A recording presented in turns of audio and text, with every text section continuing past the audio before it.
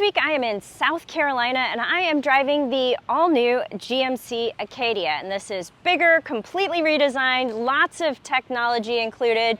And yeah, so what I'm going to do in this review is I'm not going to do a walk around because I've already done that on another channel. I will link to that up here. Instead, I'm going to focus on telling you some of the good things and some of the bad things on this vehicle, and we'll do driving impressions, and of course I'm going to check out the third row. So my name is Jill Ciminillo, and this week's car du jour is the GMC Acadia. All right, let's just get right to it and dig into some of the good things. So let's just start with the overall interior design. Because this is a Denali model, you have some really nice packaging and design details, from this cross stitch to the quilted patterning to the accent details. You know, you see it on the door panels, and you even have some really nice accents and design elements on the dash. You know, the steering wheel, it's just everything here is really well done and attractive, right down to the wood on the dash with the etched Denali. I just think it all looks pretty cool. I'm also a huge fan of this 15-inch screen.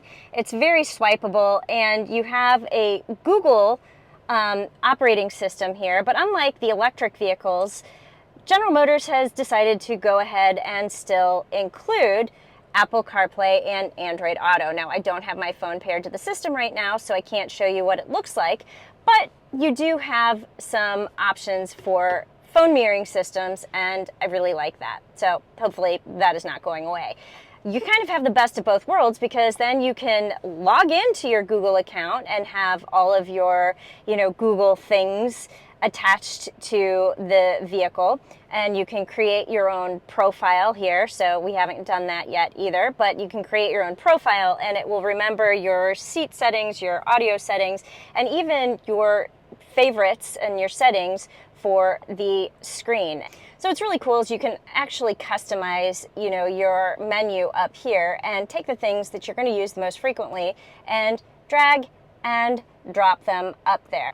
I do like the camera option being available at the top, and so you can drag and drop some of the things to customize what appears in the top menu up there.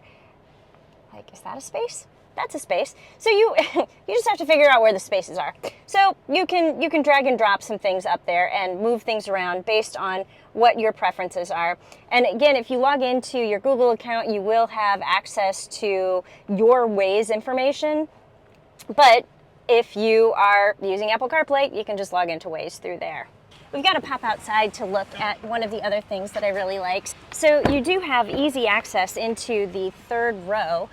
I mean, yeah, okay, if you're a kid, you can certainly just climb back into the third row through that middle area there.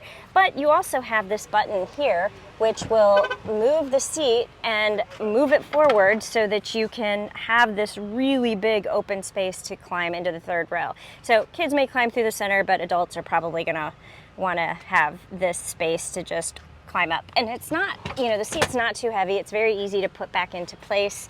And I appreciate that. Smaller kids may not be able to handle that, but certainly adults are not going to have a problem, and bigger kids are not going to have a problem either. Now, when you sit back here, I'm going to point out that this is behind my driving position, so this is not the legroom you're going to have. But I think this is a pretty comfortable space, so all of this is going to make the like list. You have the ability to control your fan speed, your temperature, you've got heated seats back here, and so I like the climate controls, and you've got your air vents up here. So all of that is really, really good stuff. And you also have some really nice big windows, so you're not going to feel claustrophobic in the second row seat. Moving into the third row, one of the things I think they've done really well back here is they have included, the really nice trimming elements that you see on the front seats, and they've put them into the third row. I like the fact that you have charge ports back here and bottle holders. I'm not going to call that a cup holder because you're not going to want to put an open cup back here. And just sitting back here for this brief moment, these seats are actually well padded, and I'll be honest, this is probably the most well-padded third row seat I've seen in the GM vehicle lineup ever. Probably ever. Yes, I'm going to say that because the Cadillac Escalade third row seats feel like you're sitting on cardboard. Looking up, ooh, that's really nice. You have your air vents here. So I definitely like that. You've got air vents in here so you can put them on your face. But yeah, you know what? And now we'll just move forward and we'll start talking about the things that I don't like. While you do have plenty of legroom, and that's certainly on the like list, the fact that you don't have grippy things in these cup holders is a little bit off.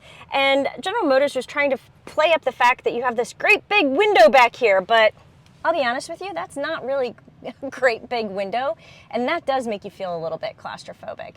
I don't know how you fix that, but they're saying that's a great big window. It's not a great big window, so I don't really like that. The other thing that I don't like, looking at this third row, is the fact that you're putting 3 people back here, and that is going to be problematic because you could probably maybe fit 3 of me, but you're not going to fit 3 adults back there. So I say I'm about 5 feet tall. I am the size of your average 10-year-old.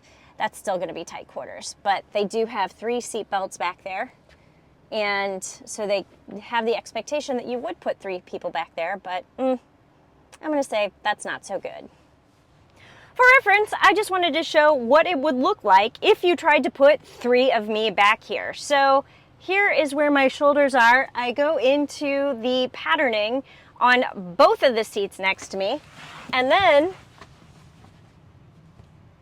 okay, you know what?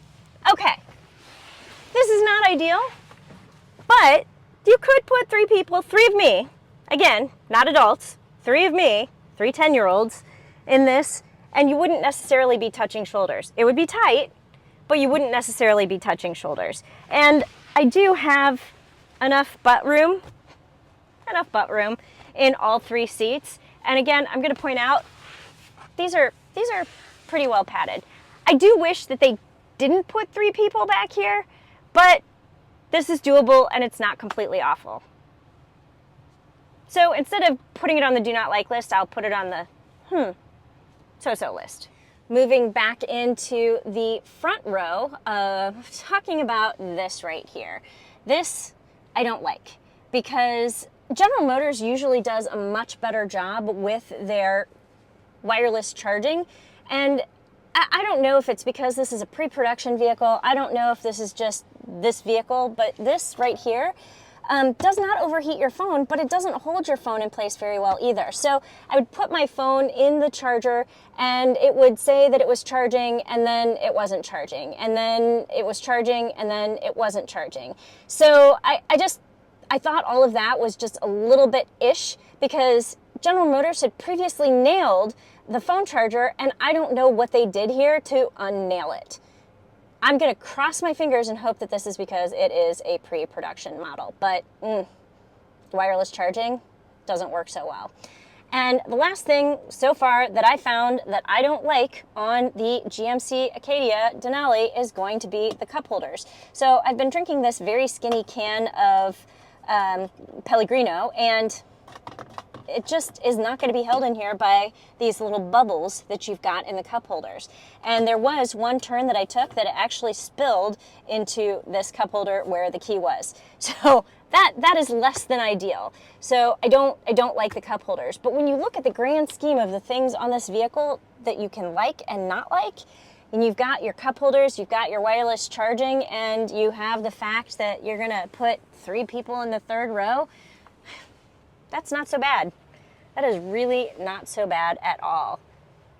All right, it is now time for me to do some driving impressions in the GMC Acadia Denali model. And yeah, I'm gonna go hands-free because the Super Cruise has activated. And this is actually a really interesting system because it will keep you within the lane lines. It modulates your speed. If somebody pulls in front of you, it slows down.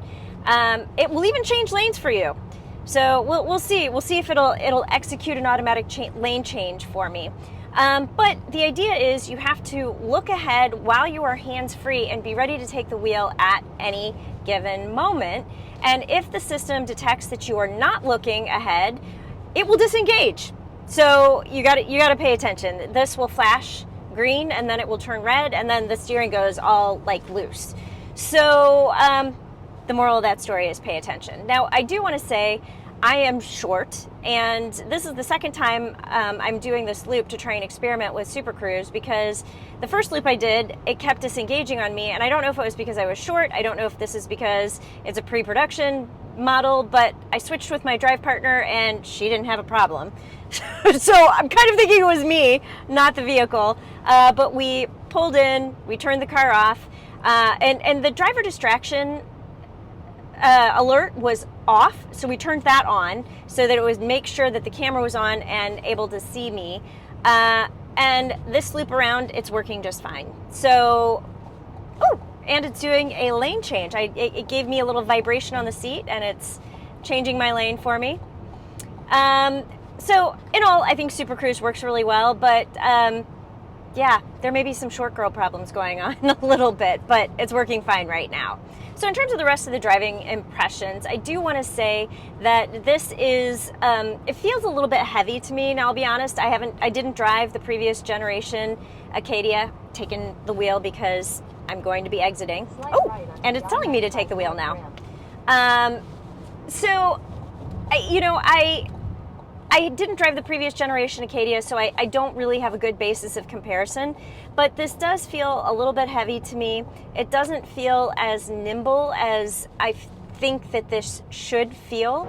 The acceleration, while it gets the job done, isn't as effortless as I would expect from something that is on the near luxury side of the spectrum. But it's one of those half a dozen this, six the other, because it gets you where you want to go, but it just feels like it's not effortless. And there was certainly a little bit of engine sound coming into the cabin that was unwelcome to me. A couple of other things that I will point out. As a petite driver, I'm about 5 feet tall. I do have good visibility out of all the windows. I can see over the hood of the vehicle really well. You've got some nice big side windows, so there's some really good visibility there. I'm able to adjust all of my mirrors to my preference, and I feel like I have a good driving impression. Now, granted, I've only been behind the wheel for about an hour, so TBD on how comfortable these seats are, but overall, this feels pretty solid, pretty planted. It handles pretty well, even though it does feel a little bit big, and I like it. I mean, first impressions, what you can get from an hour behind the wheel are pretty favorable. Yeah, that's what I'm going to say about that. That is just a brief first look at the 2024 GMC Acadia. So we have some really good things here, from the design to the packaging to the 15-inch screen to the really roomy third row. But there are also some things that are a little bit,